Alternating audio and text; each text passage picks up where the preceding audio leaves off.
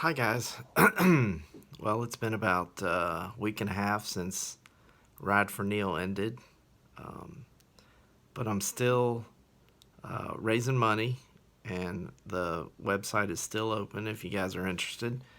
But I wanted to take this time to tell a story about my brother, and I hate to drop names, but I'm gonna drop names. So this will be interesting for any college football fans.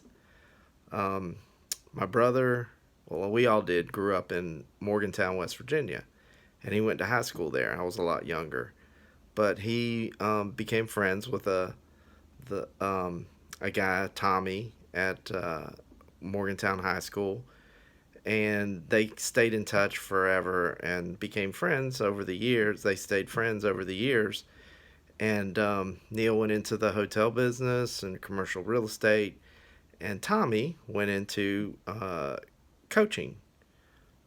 He was the son of a football coach, so he decided to go into coaching.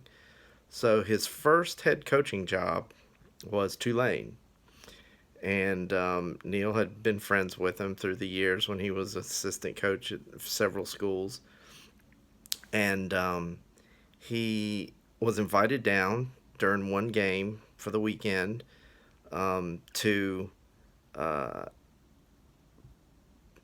be on the sideline and be his, carry the cable around for the coach's headset. And this is his first head coaching job for the year. It's probably about 6 or 7 games into the season. So Neal's on the sideline, is excited about being there and helping his friend out.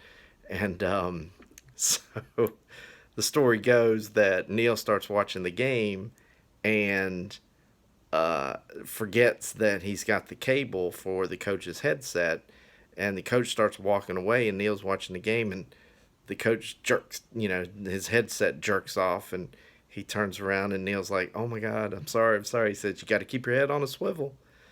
So that was during the game, but more to the story is uh, a few months ago, I I got Neal's phone and I had all his contacts, and I emailed Tommy just to make sure that he knew, because they didn't keep in touch, daily.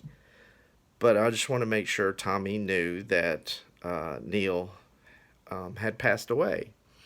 So it was a weird situation. So I emailed him from Neal's email address, and Tommy sent back an email that said, "Send me your email. I have a picture." And I thought that was weird, no, because I told him, I didn't know if you'd heard, but told him who I was, brother, all this stuff. So it was kind of weird, the response. So I said, okay, maybe he thinks it's a scam or whatever. So I sent him an email from my email address. And the next day I got this long email. He said that he knew Neal had passed away, and he was a great person, good friend. And he said the first my first head coaching job, we Tulane went 7-4, and they hadn't won 7 games in 20 years.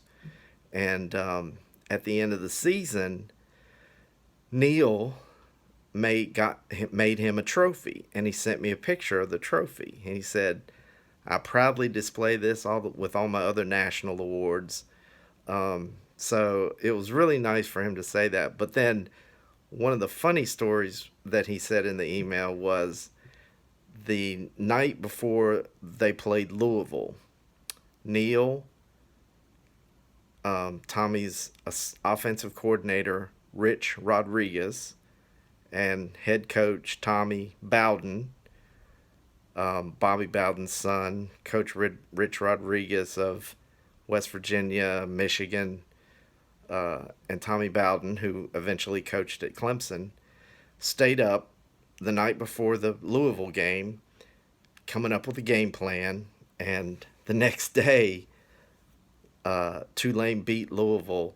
Now, in the email, he said they beat them by 50, but I looked it up, and I think they beat them by 30 some, but they scored 64 points on them. So in the email, Tommy said, "Yeah, we beat him by 50," and of course Neal took all the credit for it. So I can just see him doing that, after the game. And I'm sure that was the game where he jerked the headset off too, because it had to have been the same. I'm assuming, but just for Tommy Bowden to send that email and tell that story, and tell him that he was a good friend and a great person, and left a good legacy. And I just wanted to share that, and I thought it was pretty funny. So there you have it.